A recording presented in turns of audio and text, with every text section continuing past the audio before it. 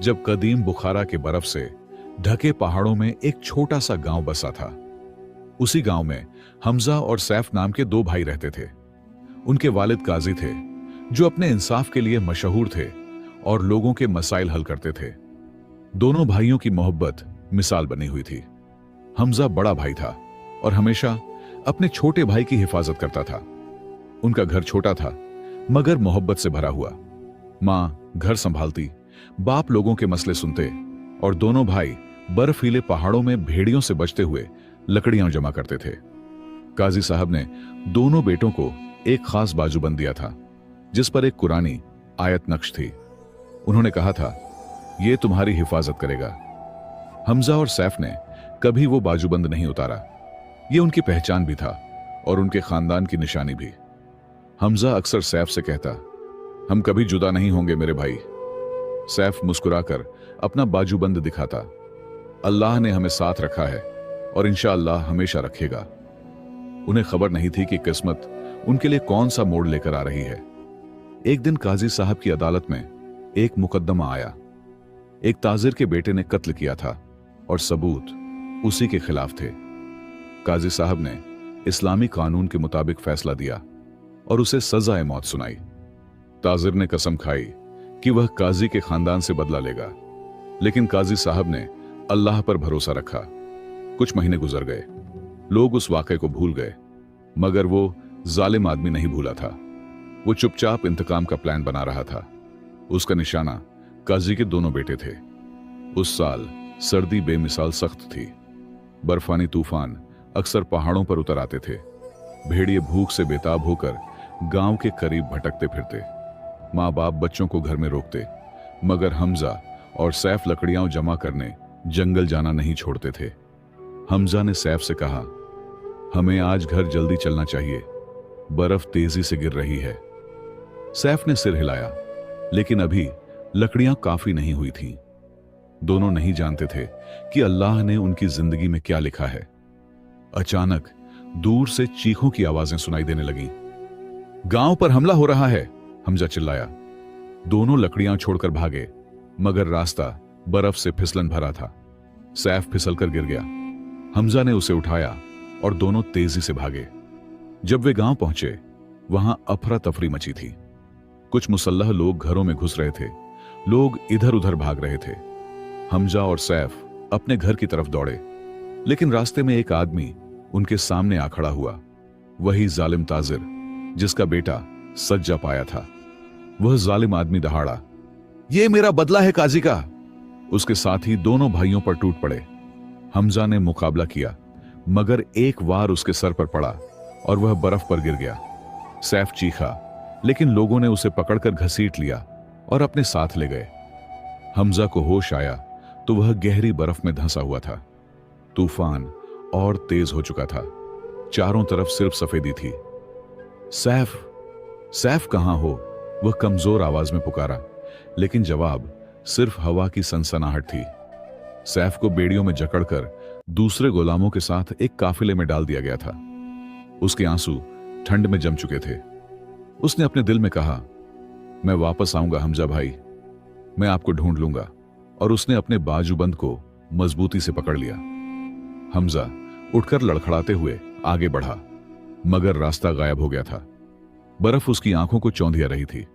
वह फिसला और पहाड़ी से लुढ़ककर नीचे गिर पड़ा। बेहोशी उस पर हावी हो गई। मौत उसके बिल्कुल करीब थी, लेकिन अल्लाह का करम अलग ही होता है। उस रात हमजा का खून बर्फ पर बह रहा था। तूफान इतना तेज था कि कुछ ही देर में उसका पूरा जिस्म बर्फ की तह के नीचे दबने लगा। तभी जंगल की तरफ से भेड़ियों के झुंड की आहट आई। भेड़िए कदम दर कदम हमजा के पास आए, उसे सूंघा और एक बड़ा सियाह भेड़िया जो झुंड का सरदार था, उसके चेहरे को गौर से देखने लगा। फिर उसने धीरे से हमजा को अपने मुंह से पकड़ा। हैरानी की बात थी कि भेड़ियों ने हमजा को नोचा नहीं, बल्कि वह बड़ा भेड़िया उसे खींचने लगा। बाकी भेड़िए भी उसके पीछे चल पड़े। शायद उन्होंने उसे पहचान लिया था, वही लड़का जो हमेशा उनके हमलों से अपने जानवरों को बचाता था। बर्फ पर खींचते हुए भेड़िए उसे पहाड़ के ऊपर एक तंग पुरानी झोंपड़ी तक ले गए। झोंपड़ी से धुआं उठ रहा था, यानी कोई अंदर मौजूद था। बड़े भेड़िए ने जोर से आवाज निकाली, जैसे मदद बुला रहा हो। दरवाजा खुला। एक बूढ़ा आदमी बाहर आया, सफेद दाढ़ी, झुर्रियों वाला चेहरा और गहरी आंखें। उसने भेड़ियों को देखा, फिर बेहोश हमजा को। या अल्लाह, वह बोला, इसे अंदर लाओ जल्दी। उसने हमजा को आग के पास लिटाया, जख्मों पर मरहम लगाया और गर्म चाय पिलाई। कुछ घंटों बाद हमजा की आंखें खुली। मैं कहां हूं? सैफ कहां है? वह टूटी आवाज में बोला। बूढ़ा बोला, तुम महफूज हो बेटे, भेड़िए तुम्हें मेरे पास लाए हैं। हमजा को ठीक होने में कई हफ्ते लग गए। बूढ़े ने एक दिन पूछा, मेरे बेटे, तुम कौन हो? यहां कैसे पहुंचे? हमजा ने सब बता दिया, अपना घर, अपने वालिद, सैफ की जुदाई और उस जालिम के बदले की कहानी। बूढ़े ने कहा, अल्लाह ने तुम्हें बचा लिया है बेटे, आराम करो, फिर हम तुम्हारे घर वालों को ढूंढेंगे। हमजा ने अपना बाजूबंद चूमा और दिल से दुआ की कि अल्लाह उसके भाई और मां बाप की हिफाजत करे। दूसरी तरफ सैफ को एक दूर के शहर लाया गया था। उसे गुलामों के बाजार में खड़ा किया गया। यह लड़का मजबूत है, काम आएगा, कोई आदमी चिल्लाया। सैफ की आंखें नम थीं, मगर वह चुप रहा। एक अमीर ताजिर ने उसे खरीद लिया। उसने कहा, अगर तुम मेहनत करोगे तो मैं तुम्हारे साथ अच्छा सलूक करूंगा। सैफ ने सिर झुका दिया। उसके दिल में सिर्फ एक ही आवाज थी, किसी तरह भागना है और अपने भाई और परिवार को ढूंढना है। 2 साल गुजर गए, जुदाई के, आंसुओं के और उम्मीद के 2 लंबे साल। हमजा उस बूढ़े दरवेश के साथ पहाड़ी पर रहने लगा था। बूढ़ा इलाज करता, लोगों को शिफा देता। वह अक्सर कहता, बेटा, किस्मत में जो लिखा है वो होकर रहेगा, मगर कोशिश छोड़नी नहीं चाहिए। हमजा रोज मेहनत करता, लकड़ियां काटता, बर्फ से रास्ते साफ करता और पहाड़ पर आने वाले मुसाफिरों की मदद करता। लोग उसे पहाड़ का शेर कहने लगे थे। उसका जिस्म मजबूत हो गया था, लेकिन दिल अब भी जख्मी था।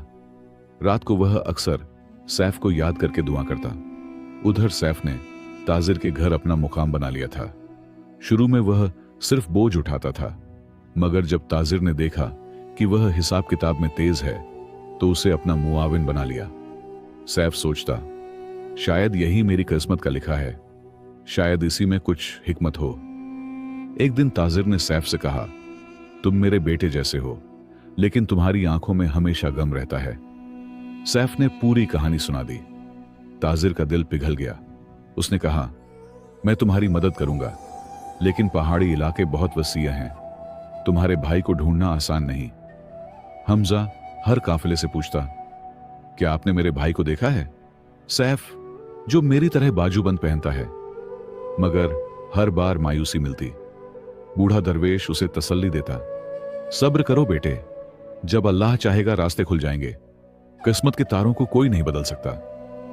सैफ ताजिर के साथ कई शहरों में गया, हर जगह अपने भाई के बारे में पूछता। कोई सुराग नहीं मिलता। रात को वह अपना बाजूबंद देखता और याद करता। 2 साल गुजरने के बावजूद वह जालिम आदमी अभी भी चैन में नहीं था। उसे पता चल चुका था कि हमजा जिंदा है। अब वह उसे भी मिटाना चाहता था। उसने अपने लोग भेजे जो पहाड़ों में हमजा की तलाश करते रहे, मगर बर्फानी तूफान ने उनका रास्ता बंद कर दिया। एक दिन एक बड़ा काफिला तूफान में फंस गया। यह खबर पहाड़ी बस्ती में पहुंची तो हमजा तुरंत निकल पड़ा। उसने कहा, मुझे बर्फ में रास्ता निकालना आता है, मुसाफिरों की मदद करना मेरा फर्ज है। दरवेश मुस्कुराया, जाओ बेटे, अल्लाह तुम्हारे साथ है। काफिले का सरदार वही ताजिर था जिसके साथ सैफ रहता था, लेकिन सैफ इस सफर में उसके साथ नहीं आया था। वह शहर में कुछ और कामों में लगा था। हमजा ने काफिले को सुरक्षित रास्ता दिखाया, बर्फ हटाई और बीमारों की देखभाल की।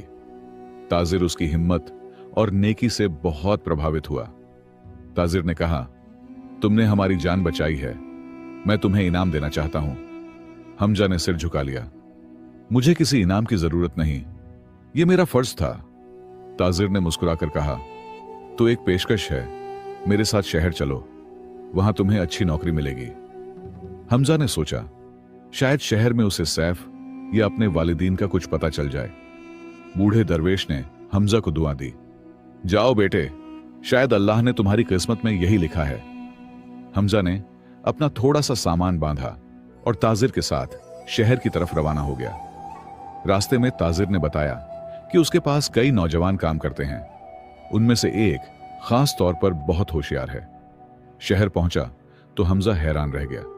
ऊंची ऊंची इमारतें, भीड़, शोर, जैसे कोई दूसरी दुनिया हो। ताजिर ने उसे अपनी हवेली में ठहराया और कहा, कल मैं तुम्हें अपने कारोबार से वाकिफ कराऊंगा। उस रात हमजा ने ख्वाब में अपने वालिद को देखा, जैसे वह उसे पुकार रहे हों। उसी शहर में सैफ ताजिर के गोदाम में हिसाब किताब कर रहा था। एक मुलाजिम ने आकर कहा, ताजिर साहब आज वापस आ रहे हैं। सैफ खुश हो गया। ताजिर उसके लिए बाप जैसा था, मगर दिल का एक खालीपन था जो सिर्फ अपने घर वालों को पाने से भर सकता था। अगली सुबह ताजिर हमजा को अपने कारोबार की जगहों पर ले गया।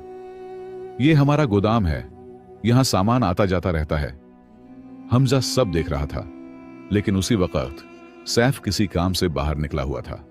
ताजिर ने कहा, आज से तुम यहां की हिफाजत का काम देखोगे। हमजा ने सर हिला दिया। 2 हफ्ते गुजर गए। हमजा और सैफ एक ही जगह पर रहते, एक ही मकान, एक ही काम, लेकिन अलग अलग वक्त में।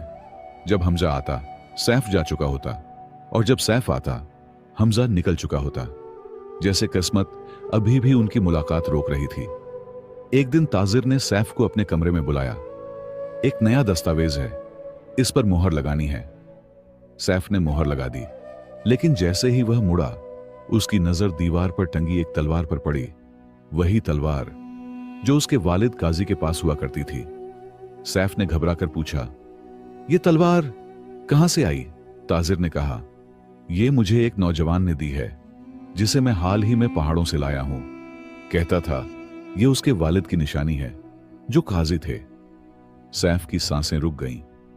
क्या आप मुझे उस नौजवान से मिलवा सकते हैं? ताजिर मुस्कुराया, जरूर, वो आज रात की पारी में आएगा। सैफ का दिल तेजी से धड़कने लगा। क्या वो हमजा हो सकता है? उसने अपना बाजूबंद पकड़ा और दुआ मांगी, ए अल्लाह, अगर वो मेरा भाई है तो मुझे पहचानने की तौफीक दे। उधर हमजा को भी अजीब सी बेचैनी महसूस हो रही थी, जैसे कोई उसे अंदर ही अंदर बुला रहा हो। उसी रात जब वह गोदाम में पहरा दे रहा था, अचानक शहर में आग लगने की खबर आई।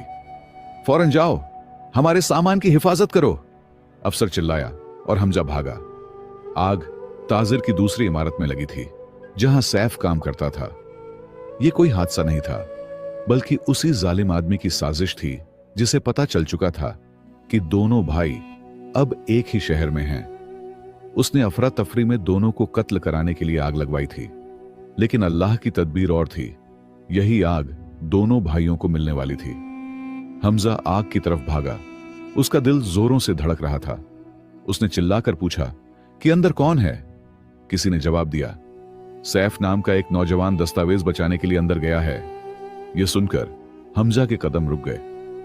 वह बिना झिझक आग के अंदर कूद पड़ा। अंदर हर तरफ धुआं फैला था। हमजा ने आवाज दी, सैफ, सैफ। आग की चटक के बीच उसकी आवाज मुश्किल से सुनाई दे रही थी। उसे एक कोने में कोई दिखा जो कागजात का बंडल संभाले खांस रहा था। हमजा ने पुकारा, मैं आ रहा हूं, और जलते तख्तों से बचते हुए आगे बढ़ा। उसने उस शख्स का हाथ थामा, और उसी वक्त दोनों की नजरें एक दूसरे के बाजूबंद पर जा पड़ी। एक जैसे बाजूबंद, एक ही आयत के साथ दोनों एक दूसरे की तरफ देखने लगे। सैफ, हमजा भाई। यह लम्हा जैसे ठहर गया। आग चारों तरफ भड़क रही थी, लेकिन दोनों भाई एक दूसरे को देखते रह गए। सैफ रोते हुए बोला, मैंने आपको कितना ढूंढा भाई। हमजा की आंखों में भी आंसू थे। मैंने कभी दुआ करना नहीं छोड़ा। मुझे यकीन था कि आप जिंदा हैं।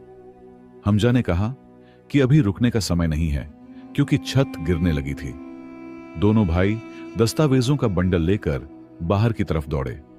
एक गिरते हुए शहतीर से बाल बाल बचे और आखिरकार बाहर निकल आए, धुएं से काले मगर जिंदा। और साथ बाहर आते ही दोनों गले लगकर रो पड़े। सैफ ने कांपती आवाज में कहा, मैंने समझा था आप दुनिया में नहीं रहे। हमजा ने उसे कसकर पकड़ा, लेकिन मैंने यकीन नहीं छोड़ा था कि हम मिलेंगे। ताजर भी दौड़कर आया और हैरान रह गया। सुभान अल्लाह, ये वही भाई है जिसके बारे में तुम अक्सर बताते थे। लेकिन खुशी ज्यादा देर टिक न सकी। अचानक किसी ने चिल्लाकर कहा कि कोई शख्स छत से कूदकर नीचे आया है। सामने वही जालिम खड़ा था जिसने बरसों पहले दोनों भाइयों को जुदा किया था। उसने तलवार निकालते हुए कहा, मेरा बदला अभी पूरा नहीं हुआ। जालिम दहाड़ा, काजी के बेटो, आज मैं तुम्हें हमेशा के लिए जुदा कर दूंगा। उसके साथ ही चारों ओर से निकल आए। लोग डर कर भागने लगे, मगर हमजा और सैफ ने एक दूसरे की तरफ देखा। डर नहीं। हमजा ने तलवार उठाई और बोला, हम तुम्हारे बदले का शिकार नहीं बनेंगे। सैफ ने दूसरी तलवार पकड़ी और दोनों भाई एक साथ आगे बढ़े। हमजा की ताकत और सैफ की फुर्ती ने जालिम को पीछे हटने पर मजबूर कर दिया। वह बौखला कर बोला, मैंने तो तुम्हें मरा समझा था। अचानक आसमान से बर्फ गिरने लगी। इस अफरा तफरी में जालिम और उसके साथी भागने लगे। सैफ बोला, हमें इन्हें छोड़ना नहीं चाहिए। हमजा ने जवाब दिया, हां, अब वक्त है इंसाफ का। तभी ताजर ने आवाज लगाई, रुको, पहले बादशाह के पास चलो, वरना तुम भी मुजरिम ठहराए जाओगे। अगले दिन हमजा और सैफ ताजिर के साथ बादशाह के दरबार पहुंचे। बादशाह अदल करने वाला था। उसने दोनों भाइयों की पूरी दास्तान सुनी, कैसे उनके वालिद ने इंसाफ किया था, कैसे उस जालिम ने बदला लिया, कैसे बर्फ और जंजीरों ने उन्हें जुदा किया, और कैसे अल्लाह ने सालों बाद जागो, अब झूठे कर्ज के इश्तहारात पर बादशाह ने कहा कि जालिम पकड़ लिया गया है। पहरेदार उसे घसीटते हुए लाए। वही जंजीरें उसके पैरों में थीं जिनमें उसने कभी सैफ को जकड़ा था। बादशाह ने पूछा, क्या तुम्हें मालूम है तुमने इनके वालिद वालिदा के साथ क्या किया था? दोनों भाई हैरान होकर उसकी तरफ देखने लगे। बादशाह ने अफसोस के साथ बताया कि उनके वालिद वालिदा अब इस दुनिया में नहीं रहे। जब वह जालिम दोनों भाइयों को अलग लेकर गया, उसने उनके मां बाप को भी मार दिया। दोनों भाइयों की आंखें भर आईं। पहरेदार जब वहां पहुंचे तो बहुत देर हो चुकी थी, मगर उनके वालिद ने आखिरी सांस में दोनों बेटों का जिक्र किया था। दोनों भाई एक दूसरे को संभालते हुए रो पड़े। हमजा ने आंसू पोंछते हुए कहा कि उन्होंने कितनी दुआ की थी कि उनके वालिद वालिदा जिंदा मिल जाए। फिर दोनों ने सिर उठाकर कहा कि अब उन्हें इंसाफ चाहिए। बादशाह ने जालिम की तरफ देखा और कहा, तुमने इतनी बेरहमी से एक पूरे खानदान को तबाह किया सिर्फ इसलिए कि काजी ने इंसाफ किया था। जालिम ने सिर झुका लिया। उसकी आंखों में शर्म नहीं बल्कि नफरत थी। वह बोला, मुझे अफसोस नहीं, मेरा बेटा बेकसूर था, पर काजी ने उसे सजा दी। बादशाह गरज कर बोला, तुम्हारा बेटा बेकसूर नहीं था, उसने कई जानें ली थीं। हमारे पास सबूत मौजूद हैं। काजी ने सिर्फ हक का फैसला दिया था, इसलिए अब मैं तुम्हें वही सजा दूंगा जिसके तुम हकदार हो। तुम्हें उसी बर्फानी पहाड़ पर सजाए मौत दी जाएगी जहां तुमने इन बेगुनाहों को दर्द दिया था। दोनों भाई चुप खड़े रहे। दिल में दर्द था, मगर उन्हें अपने वालिद की वह बात याद आई। इंसाफ चाहो, बदला नहीं। सैफ ने कहा, जनाब, हमें इंसाफ चाहिए, लेकिन हम बदला नहीं चाहते। बादशाह ने सिर हिलाया और कहा कि इतने गुनाहों के बाद उस जालिम के लिए यही सजा इंसाफ है। अगले दिन वही बर्फानी पहाड़ जहां कभी दोनों भाई जुदा हुए थे, वहां जालिम को ले जाया गया। बर्फ उड़ रही थी, हवा भी जैसे गवाह बनकर खड़ी थी। आखिरी पल में वह जालिम कांपते हुए भाइयों की तरफ देखने लगा, मगर उसके पास कहने को कुछ नहीं था। जालिम को सजा दी गई और इंसाफ पूरा हुआ। पहाड़ की उसी चोट पर जहां बूढ़े दरवेश ने कभी हमजा की मदद की थी, दोनों भाई सबसे पहले उसी दरवेश के पास पहुंचे।